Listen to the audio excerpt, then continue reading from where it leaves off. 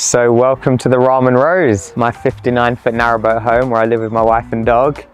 And finally we come into the living space, which is probably where we spend 80–90% of our time. I feel very happy with this lifestyle. I think it came to myself at the perfect time. It's given me so much.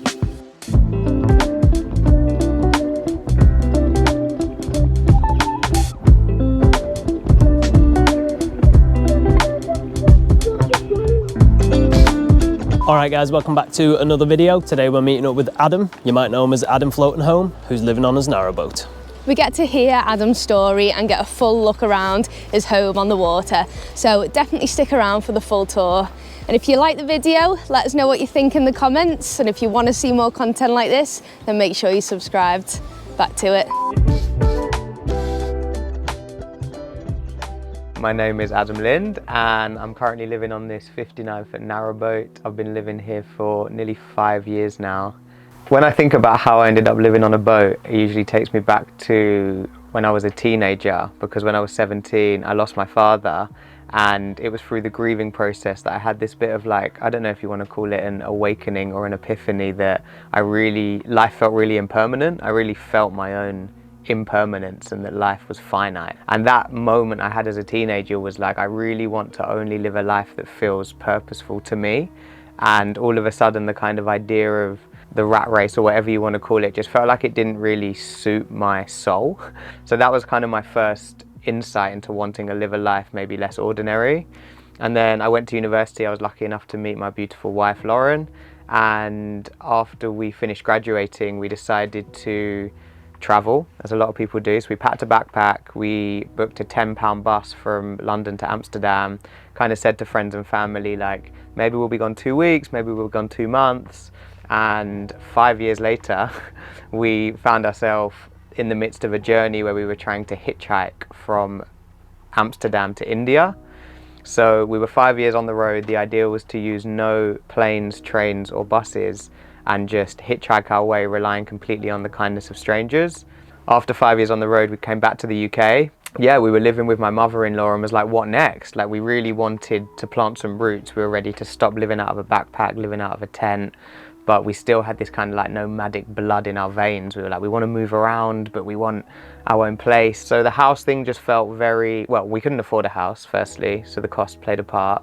Yeah, this idea came up to live on a boat, and we were like, something just clicked, and we were like, hold on a minute, we can have the consistency of, like, we own a chair. Like, we're not changing the chair we sit on every week, we're not changing beds every week, we're not changing bathrooms every week. We have all of our stuff in this one contained place, but it moves. So for us, it just felt like the dream scenario, basically.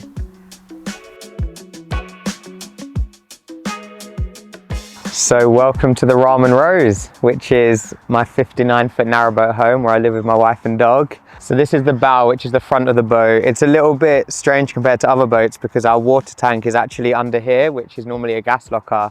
So we've got really easy access to look inside our water tank. It stores around 1,000 litres and it usually lasts us around 2 to 3 weeks, which is pretty good. So along the canal network, there's water points the whole way. So we have a little map on an app and you can see where the next one's going to be, and it's just kind of like the same pipes that would be connected to your house taps. And we pay a license every month, which kind of pays into allowing us to fill up water and use the bins and recycling and stuff like that. The majority of our power comes from our solar panels. We've got quite a good solar setup. In the winter, and if there's no sunlight today, we do have to run the engine probably about an hour a day, and that tops up the batteries. But yeah, essentially we're off the grid, baby. So this is the bow area. About 2 years ago, Lauren and I had the idea to maybe turn it into like a mini conservatory. So it gets a lot more use in the spring, but Lauren basically built storage boxes either side that we could sit on. And then, yeah, built it into a nice little extra space to have a morning coffee. So we paid £35,000 for this boat around 5 years ago. I think it would probably be worth slightly more now. And the boat was very livable. We wanted a boat that was in livable condition, but we have done quite a lot of upgrades to it.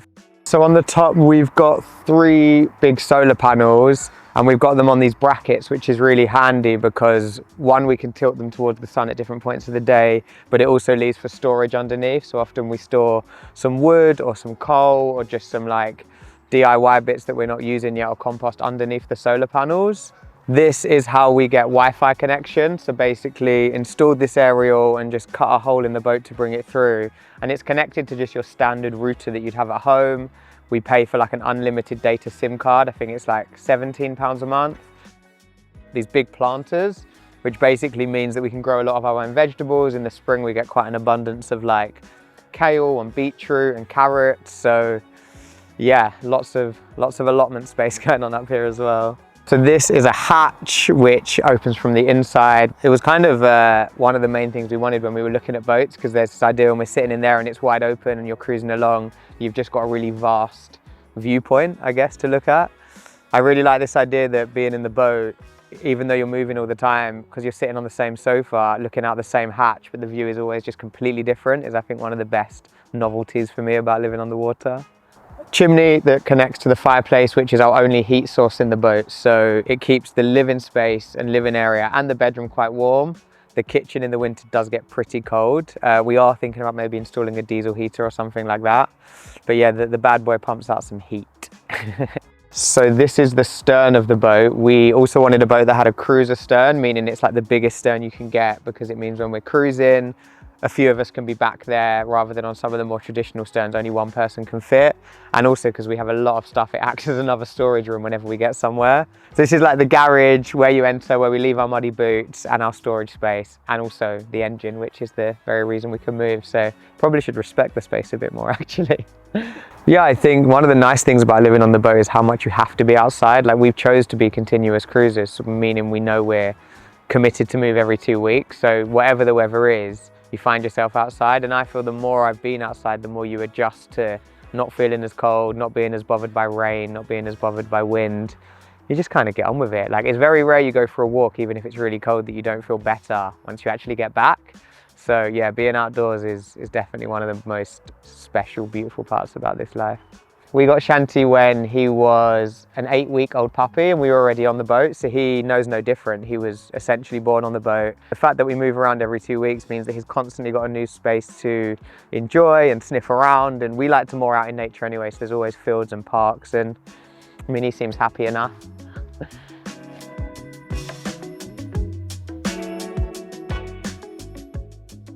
One thing I find really interesting about living on the boat, and because I make content online as well, where often people assume that we're handed money from parents, or that we had like a trust fund to kind of live this way, particularly with the travels as well.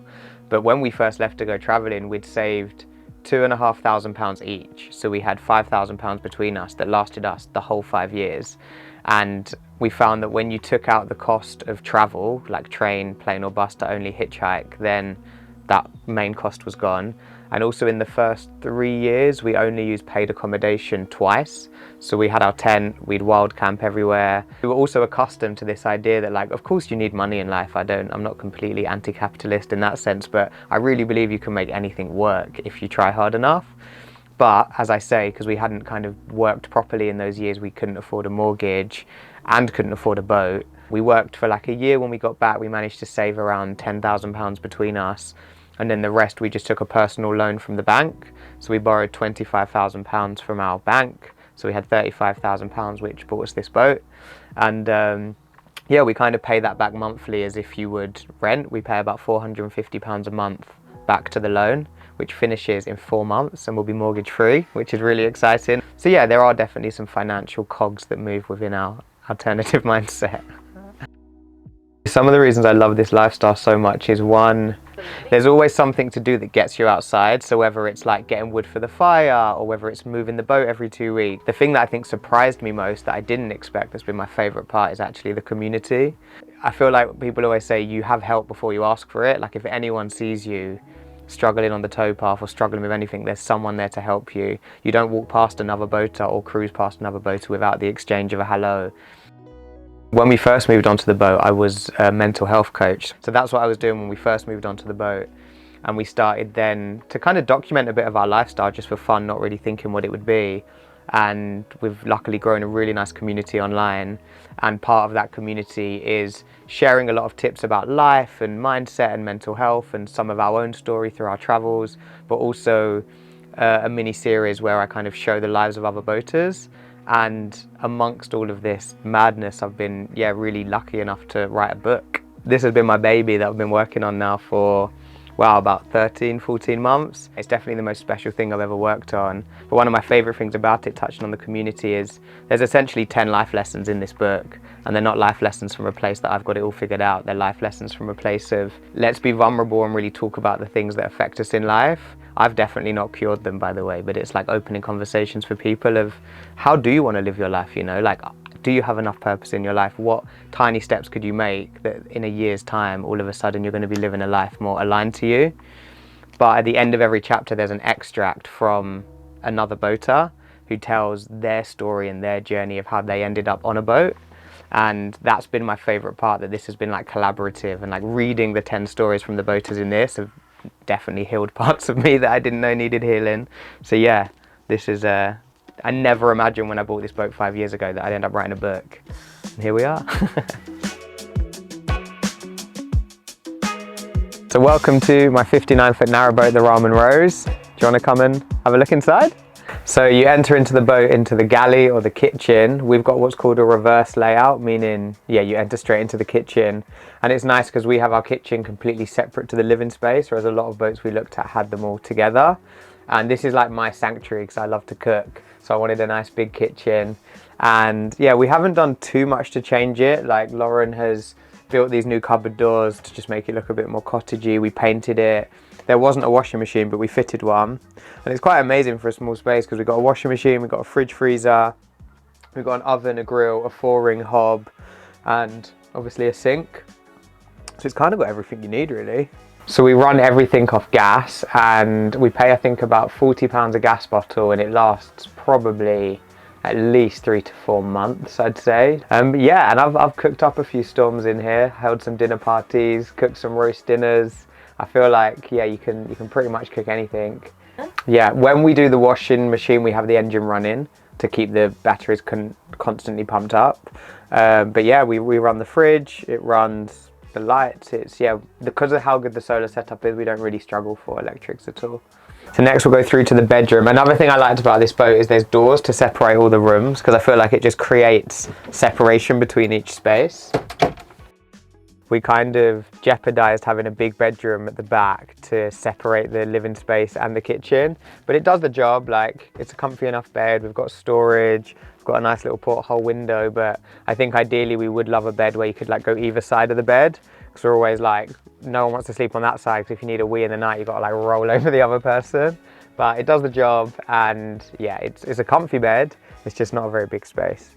Storage wise for clothes, we've got some drawers under here, and then we've got behind this curtain 4 big drawers and then some more storage spaces for clothes. So from this area we are going to go to the bathroom, which weirdly is, I think, my favourite room of the boat. I think it's my favourite room of the boat because it was the first big DIY project we did, and it's the thing that we've absolutely transformed the most, and we learned a lot of skills. Yeah, it just completely transformed the space, fitted this new stone sink. We call it like the Zen bathroom. We opted for a compost toilet. When we bought the boat, it had a cassette toilet, and we'd stayed on a friend's boat prior that had a pump out toilet, so we kind of tried all 3. But I feel like compost for us gives us the most freedom because you're not bound by either somewhere to empty a cassette or somewhere to empty out a pump out. You have autonomy over your poo, basically. The shower is really good, but we've been here in this area for a few months now and we've joined the gym. So actually, one of the reasons our water lasts so long is we tend to shower at the gym these days. But it is a nice shower, it's really good pressure, really warm. We're just kind of, yeah, going to the gym enough that we don't really shower here that much. And finally, we come into the living space, which is probably where we spend 80–90% of our time. We've got the lovely fireplace that's pumping out a lot of heat, and just a lot of different corners where we've put a lot of kind of like trinkets and different things that we like. We've got some extra storage down here as well. And yeah, in the evening, something else, there was a TV, but we took it out because we don't watch that much TV, and we felt like if it was there, we'd just always put it on. But we do on occasion like to watch a movie. So we brought this in, which is a projector screen, which this little contraption here, and it kind of has like Netflix and everything built into it. So you can just flick that on, watch a movie, and then when you're sick of the TV again, it turns back into the living space. Luckily, this is like super melting, you sink into it. spend many a day just here chilling, either doing work, reading a book, looking out the hatch. And then on this side of the living space, we have a table. A table is really important to me. Like I said, I like to cook a lot, and I like to, if we have friends around, we flip this table around and we can get 4 of us around the table. And of an evening, Lauren and I will sit here and eat our dinner, do my work on my laptop on here, do writing on here. And again, it leaves for some space for extra storage underneath. And then we installed a little bookshelf because we didn't know where to put any of our books. Lots of plants, lots of crystals, lots of candles. This is where the Wi-Fi box is that connects to the aerial I showed you earlier. And then we've got these really sweet little pop-up doors that go onto the conservatory space that we built last year. We use this a lot more in the spring, and in the winter it kind of becomes a bit of log storage, but I mean even now it's just a really pleasant space because it's got the cover on it. It's still a little bit warm, and it's a nice space to have a morning coffee, or if we're cruising the boat, one of us will be here and one of us will be at the back to enjoy it. Again, we've got storage under both of here so we can keep a lot of stuff. Yeah, but come spring this space really comes into its own and yeah, maybe actually this is my new favorite space in the boat. Yeah, I feel very happy with this lifestyle. I think it came to myself at the perfect time. It's given me so much. And I just love that this whole world, this whole community of living on the canals was something I never knew existed, and now I've just been like thrust into it. And also makes me wonder and shows me like what else is out there that you could find that is just going to change your whole life and being that you haven't even discovered yet. So yeah, I owe a lot to the waterways. I wouldn't say the boat life is necessarily suited to every person. I think it is an active lifestyle, I always say. So, you know, even for some people, the thought of having to move every 2 weeks, or having to deal with their toilet waste, or having to think ahead about heating their boat, maybe isn't their lifestyle they want to live. But I always recommend trying it if you can before actually committing to living on one. That's what we did. We rented a friend's boat for 2 months, but within about 3 days, we were absolutely convinced that it was the life for us.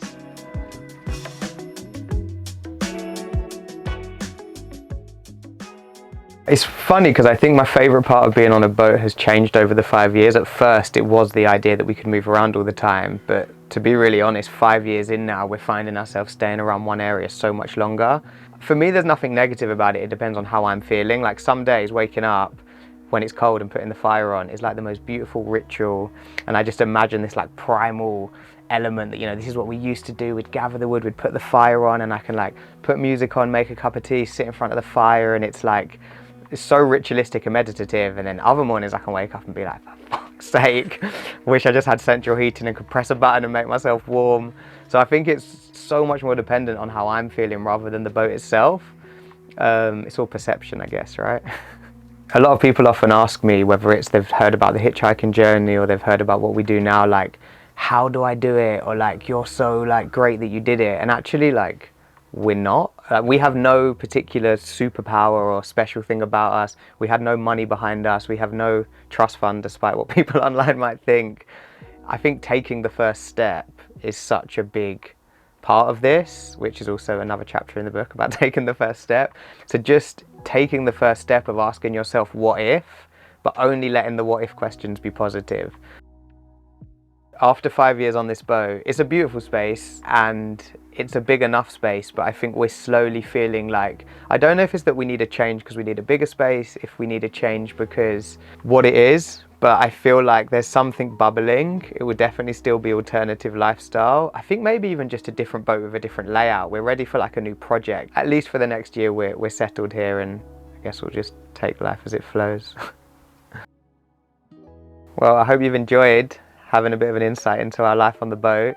And if you want to see more, you can find me on Instagram, which is adam.floatinghome. I think the link will be in the description. And if you were interested in reading my book, I really think whatever stage you are at in your life, if you're just looking for some kind of like grounding on what your next step is, then I think you'll probably enjoy this. And even if you don't enjoy my story, the 10 other stories in there are worth it alone. See ya.